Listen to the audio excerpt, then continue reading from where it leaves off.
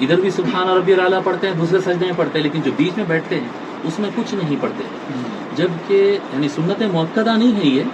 لیکن حضور صلی اللہ علیہ وآلہ وسلم کا یہ طریقہ ہے، جیسا سنن ابی داود میں صحیح سند کی حدیث ہے کہ حضور صلی اللہ علیہ وآلہ وسلم دونوں سجدوں کے درمیان قاعدے میں اللہم اغفر لی وارحمنی وعافنی واہدنی وارزقنی اتنا دعا پڑھ کر دوبارہ سجدہ کرتے ہیں۔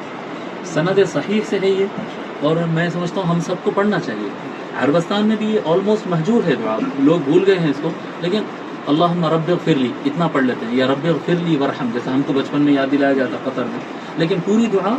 لوگ بھول چکے ہیں۔ تو یہ اللہم اغفر لی وارحمنی وعافنی واہدنی وارزقنی، اے اللہ میری مغفرت فرما، مجھ پر رحم فرما، اللہم اغفر لی وارحمنی وعافنی، اے اللہ مجھے ہر بلا سے عافیت عطا فرما، یعنی لگے ہی نہ مجھے بلا کوئی، واہدنی مجھے گائیڈ فرما، ہدایت دے، ورزقنی اور میرے رزق میں وسعت عطا فرما۔ یہ دعا ہے، اور یہ دعا ہے، اور یہ سند صحیح سے حدیث شریف سے ستہ میں ثابت ہے۔ تو یہ دونوں سجدوں کے درمیان اگر آپ حضرات اس کا اہتمام کرتے ہیں، ایک سنت ہے جو ہم بھول جاتے ہیں، اسی ضمن کی بات ہے، یعنی 3 تسبیح کے اتنا سجدے میں ہم کو رہنا ہے، سبحان ربی الاعلیٰ سبحان ربی الاعلیٰ۔ نماز میں ہر حالت کو 3 تسبیح کے اتنا رہنا سنت ہے سرکار کی، تعدیل ارکان جس کو کہتے ہیں، یعنی سجدے میں اگر جائیں تو 3 تسبیح ہونا، بھلے آپ 3 پڑھیں یا کم پڑھیں آپ، لیکن ٹائم ڈیوریشن اس کو 3 تسبیح کا دینا چاہیے۔ 1 تسبیح تو واجب ہے، سنت کی بات کر رہا ہوں میں، 3 تسبیح کے اتنا سنت ہوگا۔ جب سجدے میں سے اٹھتے ہیں تو وہ قاعدہ بھی 3 تسبیح برابر ہونا چاہیے، مگر کیونکہ ہم پڑھتے نہیں ہیں سبحان ربی الاعلیٰ سبحان ربی الاعلیٰ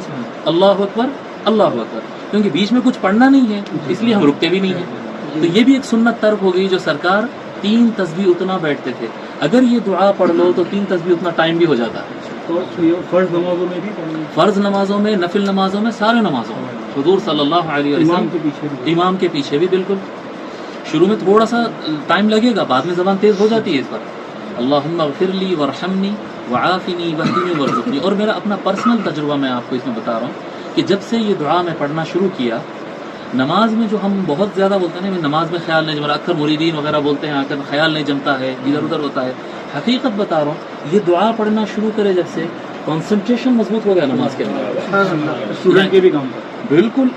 بالکل، وہ غالباً وہ جو لفظ وحدینی ہے نا، اس میں گائیڈ فرما، تو وہ غالباً اس کی تاثیر ہے، دعا بڑی جامع ہے۔